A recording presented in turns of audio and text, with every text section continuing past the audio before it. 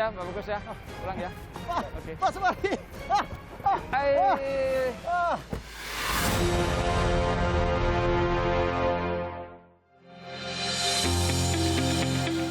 Mas Harto, kenapa tiba-tiba ada di sini? Saya lari dari tadi. Iya. Ngejar Pak Supari karena Iya, saya tenang tahu dulu, Pak tenang Supari dulu. ada di Bandung kan. Saya Terus? mengajak Pak Supari pergi ke satu brand lokal keren banget teh ini Pak, teh artisan. Kalau begitu, bareng-bareng saya aja. Beneran, Ayo, Pak? naik mobil. Aduh, jangan naik mobil Pak. Terus? Itu gimana Pak? Ya, Oke, Pak. oke. Oh iya, Ya. itu dulu. Bagus, makasih ya. Hari ini langit kota Bandung lumayan cerah. Seru nih bisa riding sambil berpetualang mengenal brand UMKM lokal yang ada di Bandung langsung ditemani oleh Pak Supari. Nah, akhirnya kita sampai di tujuan. Ini adalah rumah BUMN yang juga sekaligus menjadi tempat berjualan produk Swarga Flower Tea.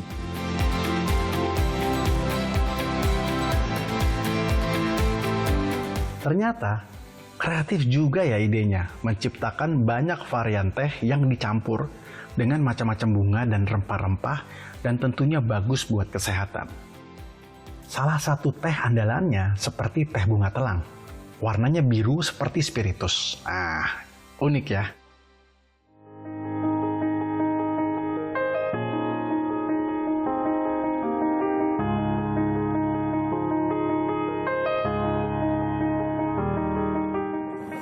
Nah, Pak Supari, ini teh Nita. Oh, Teh Nita. Teh Nita ini usahanya di bidang teh. Teh artisan, Iya. mereknya namanya Swarga Tea. Aduh, keren banget. Keren banget, Adem. mesti kenal. Makanya dari tadi Adem. saya kejar-kejar Pak Supari ya untuk ketemu sama Teh Nita. Terima kasih Pak waktunya. Kebetulan Mas Harto, ini mantri saya ini, Ah. Kang Indri. Salam kenal, Bang. Iya.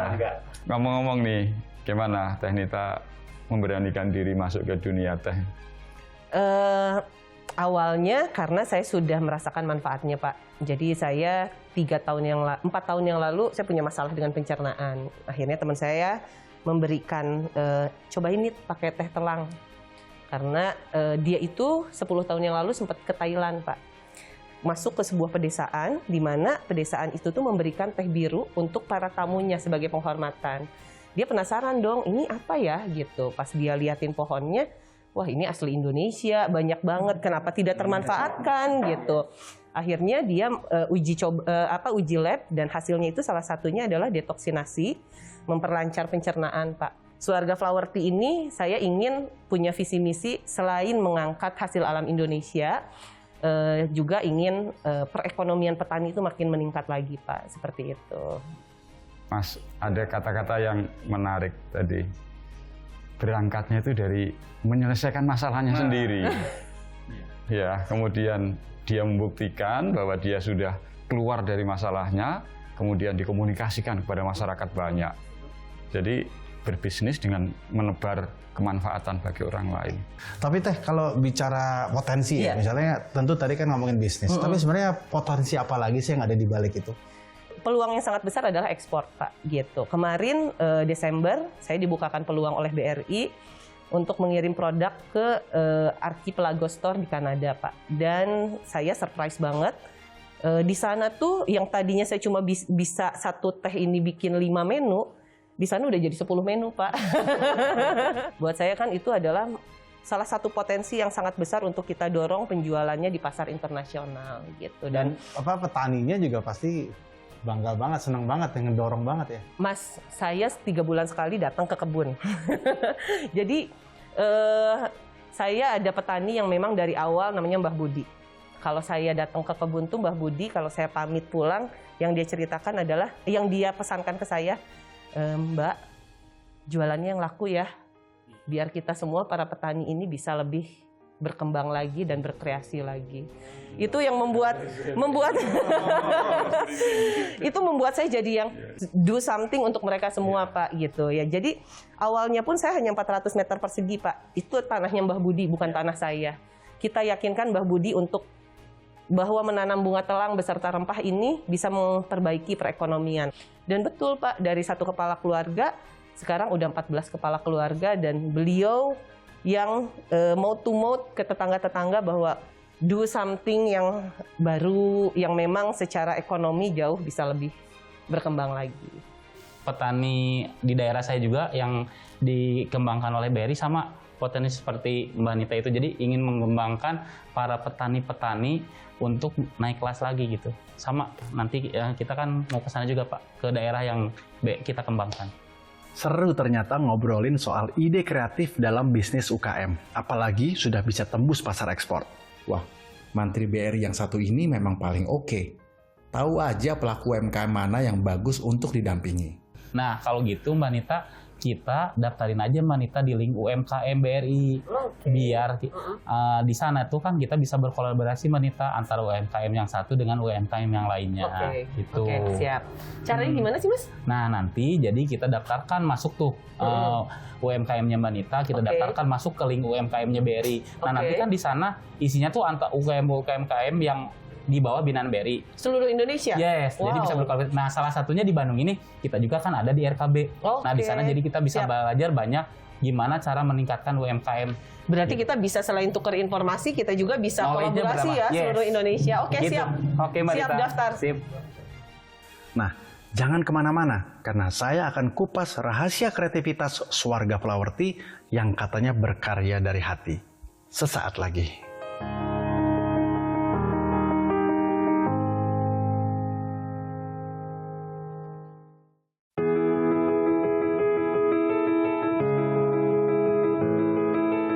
Inilah sosok Nita Rohimah, seorang artisan teh yang tidak pernah bosan memutar otak untuk meretas ide kreatif dalam bisnis minuman teh kesehatan. Baginya, selalu berinovasi dan melakukan diversifikasi produk adalah kunci mempertahankan roda bisnis UKM-nya. Kita tahu ya, di bisnis ini kan kompetisinya juga ketat. Kemudian masyarakat penggemar teh itu kan tidak seperti penggemar kopi gitu ya. Sehingga perlu kreativitas Teh Nita. Gimana mengelola kreativitas itu Teh? Kuncinya kolaborasi Pak. Jadi ketika saya mengeluarkan satu seri, saya tidak terfokus cuma teh. Tapi ini harus ada manfaat yang lain. Di sini kolaborasi dengan UKM lain membuat kita jauh lebih kuat Pak. Gitu, produk kita keluar, kemudian kuehnya pun mengangkat telang, mengkomunikasikan telang lebih luas lagi. Minimal satu seri itu sudah bisa kemanfaatan minimal 3 saya baru keluarin. Ih, menarik ya. Sebenarnya berarti kita bicara kolaborasi dengan sesama UMKM itu bisa lebih banyak lagi ya. Tapi pasar utamanya sebenarnya siapa sih? Kayak teh gini kan pasti Pak Supari mau tahu dong, ya nggak? Pasar utama kita, saya sempat kelasnya tuh sekarang udah di premium Pak gitu. Saya juga bingung. Tiba-tiba langsung di premium gitu. Padahal sebenarnya awalnya saya nggak ke premium, tapi lebih ke mass gitu. Cuma ternyata memang dia tuh langsung menspesialkan diri di premium. Di pasar premium. Ya, otomatis UMKM yang kolaborasi juga naik ke pasar betul premium. ya. Contohnya salah satunya ini kolaborasi dengan salah satu UKM juga yang memang dia kelasnya premium juga. Sebetulnya semakin luas kita berkolaborasi sama UKM lain, justru itu makin memperkuat ekosistem kita sih Mas. Ada klasifikasi petani baru Mas. Apa Pak? Petani premium.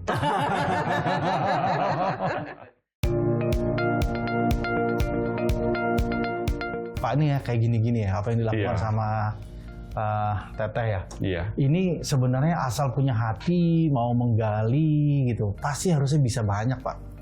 Iya Mas Arto. Hati itu sebenarnya kan cerminan tekad yang kuat. Bicara tentang bagaimana seorang pelaku usaha itu menemukan daya saingnya, mampu berkompetisi. Itu kan ada 4 tingkatan Mas Arto. Tingkatan yang pertama itu adalah golongan orang-orang yang menyalahkan lingkungan. Kenapa saya nggak berkembang? Yang salah orang lain. Sudah kalau sampai di situ status quo dia nggak akan berkembang. Selesai. Kemudian yang tingkat kedua itu jadi pemain. Pemain itu biasanya sulit untuk tumbuh karena dia hanya mengambil porsi tertentu sudah puas. Gitu.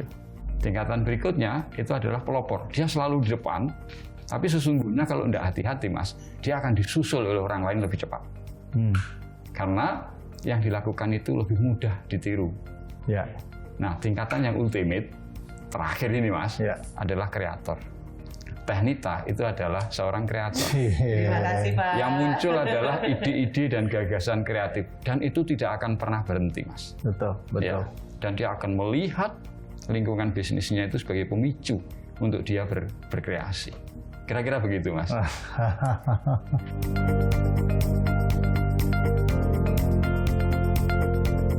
Ini hasil kolaborasi Suarga dengan salah satu UKM, gluten free, dan ini namanya banana pinang. Biasanya pinang kan taunya buat nyiri ya Mas ya? Coba, Mas.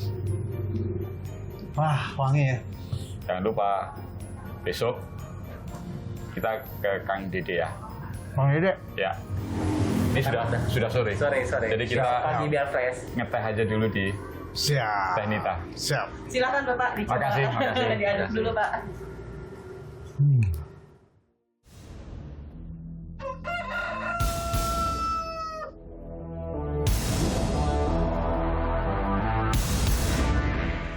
Nah, setelah kemarin Pak Supari bilang bahwa sekarang ada klasifikasi petani premium, nah hari ini saya berkesempatan kenal langsung dengan beliau.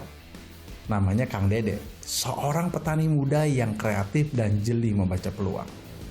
Keren emang Pak Supari ini, bisa aja nemui orang-orang seperti Kang Dede.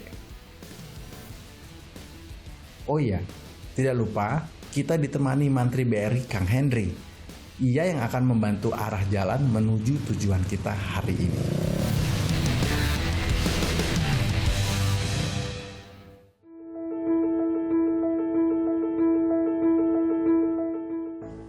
Pak Supari.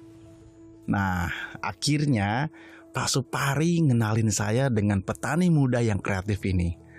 Kang Dede ini ternyata sosok yang sangat ramah, dan saya yakin Kang Dede pastinya nggak akan pelit untuk berbagi ilmu taninya dengan kita. Kang, apa bedanya petani zaman dulu sama sekarang?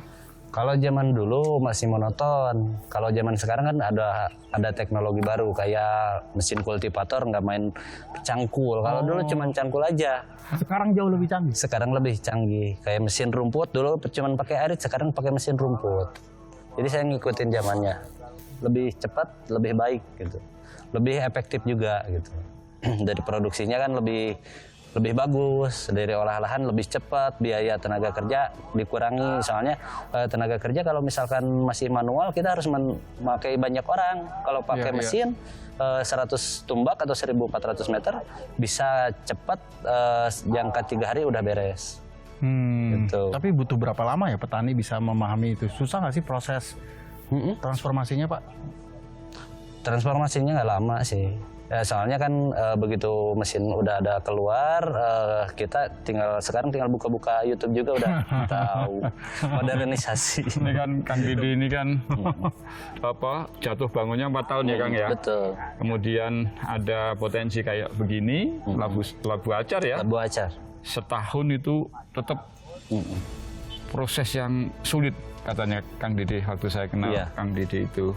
Dari mungkin ketemu saya itu hanya 5 ton ya waktu 5 itu. ton produksinya, sekarang udah nyampe 20 ton. Di musim karena menggunakan teknologi. Iya. Iya. Lumayan naik tinggi produksinya. Komoditas sayur labu acar ini katanya yang jadi unggulan, dan sekarang lagi proses panen. Hasil panen di sini bisa dibilang luar biasa. Kesuksesan petani muda seperti Kang Dede Koswara ini memang patut ditiru. Oke, saya akan ajak Pak Supari untuk ikut merasakan memanen sayur labu acar. Sesaat lagi, saya mau mencari tahu ide kreatifnya bisnis sayuran Kang Dede dengan kelompok tani reggae di daerah Ciwidey, Bandung. Jangan kemana-mana, tetap di Petualangan Brilian.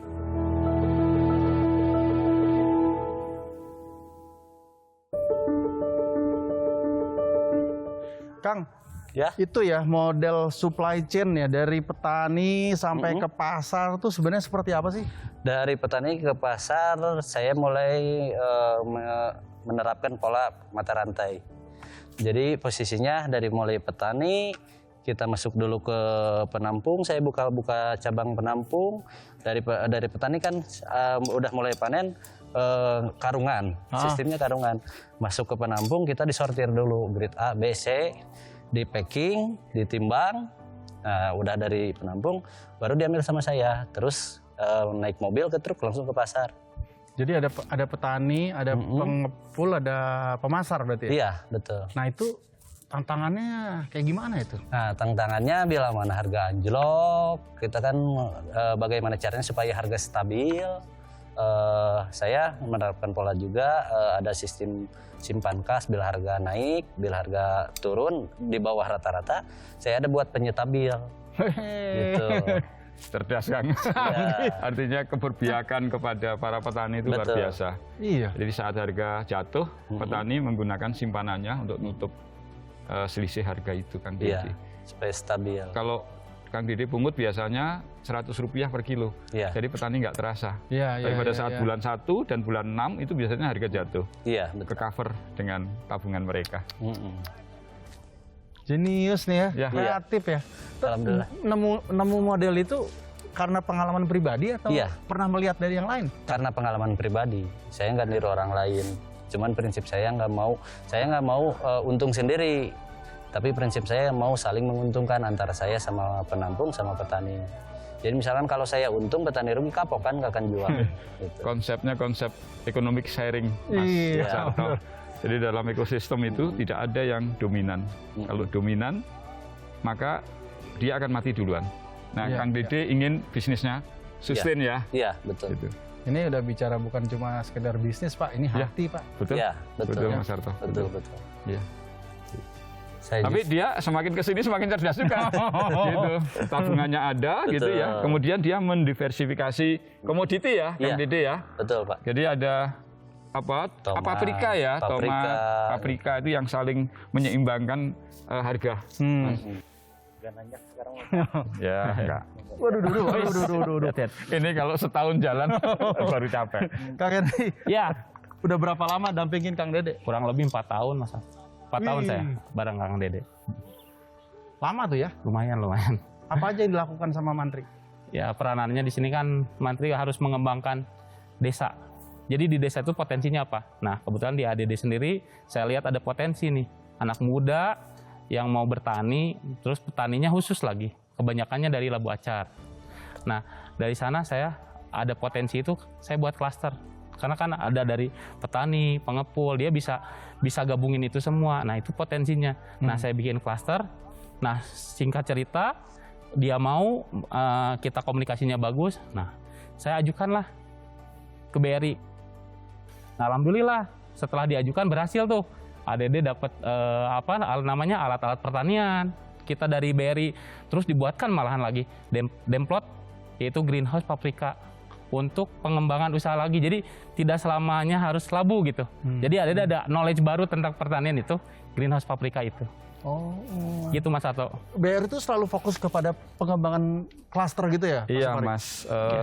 Teman-teman Mantri itu kan sudah terbagi wilayah kerjanya itu berdasarkan desa. Nah, ekosistem yang paling kecil di desa itu klaster usaha. Dan mereka itu mikro. Iya. Kadang-kadang malah super mikro. Nah, Mantri di sana perannya adalah menjadi ujung tombak pemberdayaan. Setidaknya begitu masuk wilayah kerja, dia mesti mencari, menemukan, memberdayakan, kemudian nanti dia publikasikan. Nah, semuanya ini dalam kontrol kantor pusat. Makanya Kang Hendrik itu dikit-dikit telepon pusat, Iya. ini pusat gitu. Kita bantu. Iya. Curhat sekalian. Curhat sekalian. Potensi ya? Iya. Makanya kan ada pengembangan, mendiversifikasi produk dan seterusnya. Komoditinya tambah ya Kang Tambah. Dede ya, paprika tadi ya. Gitu. Iya. Wah, susah ya kalau nggak ada Mantri ya. Kita Iya. nggak bisa ngelihat Iya. sampai ke bawah ya. Iya. Ada 28.000 mantri, Mas Sarto. Dan itu sudah termapping dengan hampir 79 atau bahkan 80.000 desa. Di seluruh Di seluruh Indonesia. Indonesia.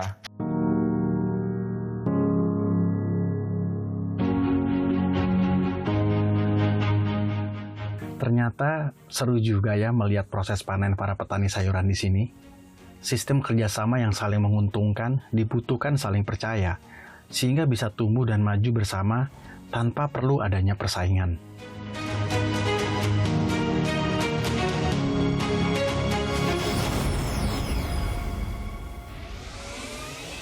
Ide brilian ini memang luar biasa dampaknya bagi kesejahteraan ekonomi para petani dan para pengepul sayuran pasar induk.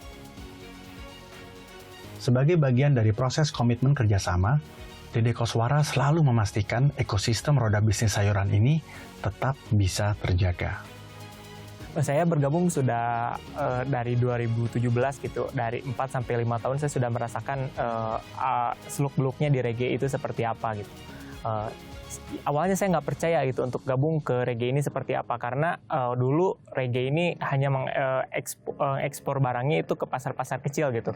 Tetapi sekarang setelah ada perubahan gitu, perombakan struktur organisasi, nah jadi si reggae ini terus berkembang gitu hingga ke pasar-pasar yang ada di seluruh Jawa Barat, sehingga sampai ke Tangerang. Saya percaya bahwa bisnis itu harus menguntungkan semua pihak, dimulai dari petani, penampung, sama pasokan pasar. Pokoknya saya yakin, pokoknya harus untung semua pihak, nggak ada yang dirugikan. Pak, jadi bicara ide kreatif itu ternyata luas banget ya. Iya. Dari Mbak Nita Swarga, Iya. dengan seperti model seperti itu, Iya. sekarang dengan Kang Dede bikin apa tuh, rantai model itu juga bisa disebut ide kreatif ya Pak? Iya, Mas Harto. Di era teknologi informasi yang semakin di depan, kemudian kompetisi kan semakin ketat, Mas. Betul, betul. Di samping itu juga resources itu menjadi sangat terbatas. Maka dalam sebuah proses usaha atau proses bisnis itu kreativitas sangat penting untuk memberikan nilai. Betul. Gitu, Mas. Dan bisa jadi itu jadi unsur pembeda yang luar biasa diperlukan hari ini ya Pak? Betul, Mas Harto. Contohnya di sektor pertanian kayak Kang Dede ini, itu nggak bisa lagi ekstensifikasi, harus intensifikasi. Ide-ide kreatif harus ada di situ. Diskusi kita keseharian ini kan kaya dengan ide-ide kreatif ya. Betul, betul. Kalau ini ditularkan kepada masyarakat pelaku usaha, mungkin sangat bermanfaat. Pak, ini kan kita lagi nular, ini kan lagi sedang tayang kita. Kaca. Ya tapi harus lebih banyak nih Pak. Ya. Kita kayaknya harus cari tantangan lain, naik motor ke daerah yang jauh lebih luas nih Pak ya. Kita Mungkin coba ya. ke Banten asik. Wah, ke Banten, Keren. ke Banten.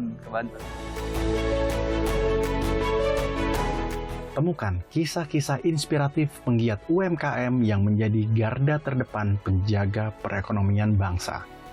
Bersama para brand aktivis, para penggiat brand lokal, dan para mantri BRI yang punya tugas mulia memberdayakan usaha mikro dalam petualangan brilian di episode selanjutnya.